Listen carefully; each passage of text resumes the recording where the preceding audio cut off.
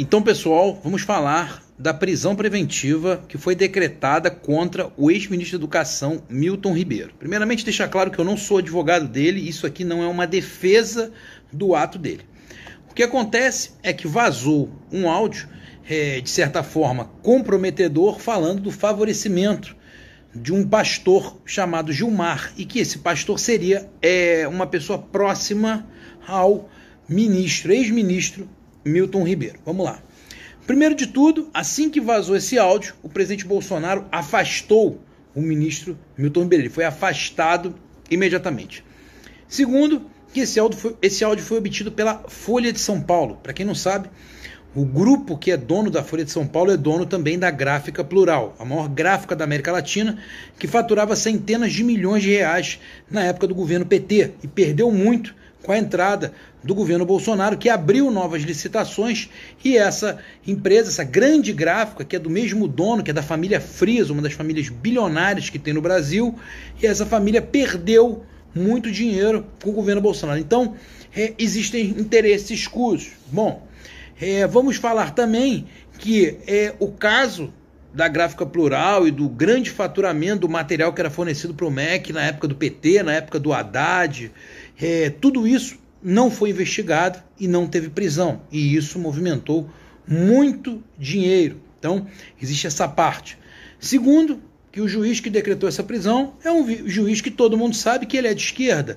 Por exemplo, foi esse juiz que questionou o presidente Bolsonaro por não usar máscara em locais públicos em Brasília. É esse mesmo juiz que decretou a prisão, ou seja, é um juiz com viés de esquerda, não é alguém imparcial. Então, que isso fique também bem claro. Segundo, que prisão preventiva é decretada para você manter a segurança do curso do processo, ou seja, se o ex-ministro Milton Ribeiro ainda fosse ministro, se ele tivesse escondendo provas, se ele tivesse ameaçando testemunhas do processo, aí poderia caber uma prisão preventiva. Não é o caso, porque ele já não é mais ministro, ele já não ocupa mais essa cadeira. Então, a prisão preventiva, nesse caso, não cabe. Pode caber até a investigação diante do áudio, mas a prisão preventiva não é cabível. Então, existe também um exagero, uma ilegalidade nessa prisão. Espero que os advogados dele consigam entrar com habeas corpus e pedir o relaxamento dessa prisão e que ele seja colocado em soltura. Isso é o certo a ser feito no direito. Segundo, o Ministério da Educação é um colosso de petistas. Metade dos funcionários do governo federal trabalham hoje no Ministério da Educação. Muitos deles foram colocados lá na época do PT, na época do Lula e na época da Dilma. Eu, sinceramente, não concordo com o tamanho desse ministério, com esse colosso, que hoje é uma máquina burocrática que trabalha para formar, em sua maioria, militância de esquerda.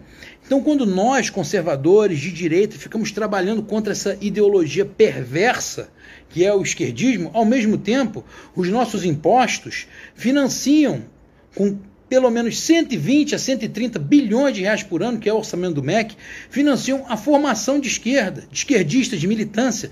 Então a gente fica enxugando gelo, tentando convencer o jovem a se esclarecer, a buscar a verdade, a ser contra esses valores da esquerda, mas ao mesmo tempo que a gente luta contra, a gente financia.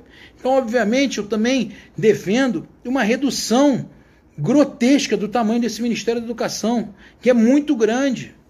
É muito grande, tem muitos recursos, e obviamente isso pode gerar corrupção, porque é um organismo público muito grande. Agora, lembrando que a maioria das pessoas que estão no MEC hoje são de esquerda, são pessoas concursadas, não foram pessoas nomeadas pelo governo Bolsonaro. Então, eram esses fatos que eu queria aqui deixar esclarecido para vocês, e para que a gente deixe bem claro que eu não sou advogado do ex-ministro Milton Ribeiro, estou apenas falando de forma técnica e política o que está por trás dessa prisão preventiva, que acaba, obviamente, desgastando e criando uma narrativa contra o governo do presidente Bolsonaro. Um abraço a todos.